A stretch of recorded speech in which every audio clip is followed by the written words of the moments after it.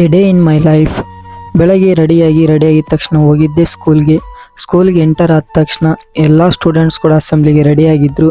ಇವತ್ತು assembly 7th standard boys ಅವರು ಕೂಡ ನೀಟಾಗಿ ಅಸೆಂಬ್ಲಿನ ಪ್ರೆಸೆಂಟ್ ಮಾಡಿ ಇವತ್ತು ಯಾರ್ದು ಬರ್ತ್ಡೇ ಇದೆನೋ ಅದನ್ನು ಅಸೆಂಬ್ಲಿಯಲ್ಲಿ ಅವರಿಗೆ ಬರ್ತ್ಡೇ ಕಾರ್ಡ್ನ ಪ್ರೆಸೆಂಟ್ ಮಾಡಿ ನೆಕ್ಸ್ಟ್ ಅಸೆಂಬ್ಲಿ ಎಲ್ಲ ಮುಗಿಸ್ಕೊಂಡು ನೆಕ್ಸ್ಟ್ ನಾವು ಹೋಗಿದ್ದೆ ಆಫೀಸ್ ಒಳಗಡೆ ಹೋಗಿ ನಮ್ಮದು ಅಟೆಂಡೆನ್ಸ್ ಸಿಗ್ನೇಚರ್ನ ಹಾಕಿ ನೆಕ್ಸ್ಟ್ ಫಸ್ಟ್ ಪೀರಿಯಡ್ ಹೋಗೋಕ್ಕಿಂತ ಮುಂಚೆನೇ ನಮ್ಮ ಸ್ಟೂಡೆಂಟು ಒಬ್ರದ್ದು ಬರ್ತ್ಡೇ ಇತ್ತು. ಅವ್ರದ್ದು ಕೂಡ ಬರ್ತ್ಡೇನ ನೀಟಾಗಿ ಸೆಲೆಬ್ರೇಟ್ ಮಾಡಿ ಪೇರೆಂಟ್ಸ್ ತಂದಿರೋ ಬಿಸ್ಕೆಟನ್ನು ಎಲ್ಲ ಮಕ್ಕಳಿಗೂ ಕೂಡ ಹಂಚಿ ನೆಕ್ಸ್ಟ್ ನಾನು ಹೋಗಿದ್ದೆ ಕ್ಲಾಸ್ 10th. ಒಂದು ಫಸ್ಟ್ ಪೀರಿಯಡ್ ಇತ್ತು, ಆಲ್ರೆಡಿ 10 ಮಿನಿಟ್ಸ್ ಆಲ್ರೆಡಿ ವೇಸ್ಟ್ ಆಗಿತ್ತು. ನೆಕ್ಸ್ಟ್ ಬಂದು ಅಟೆಂಡೆನ್ಸ್ ಹಾಕಿ ನೆಕ್ಸ್ಟ್ ಪ್ರೀವಿಯಸ್ ಕ್ಲಾಸಲ್ಲಿ ಫ್ಯಾಕ್ಟರೈಸೇಷನ್ ಮೆಥಡ್ನ ಹೇಳ್ಕೊಟ್ಟಿದ್ದೆ, ಅದನ್ನು ಸ್ಟೂಡೆಂಟ್ಸ್ ಹತ್ರ ಮಾಡಿಸಿ 10th ಮುಗಿದ ತಕ್ಷಣ ನೆಕ್ಸ್ಟ್ ಕ್ಲಾಸೇ 9th ಇತ್ತು. ಅವರಿಗೂ ಕೂಡ ಪಾಲಿನಾಮಿಯಲ್ಸ್ ಚಾಪ್ಟರ್ ಟೆಸ್ಟ್ ಇತ್ತು.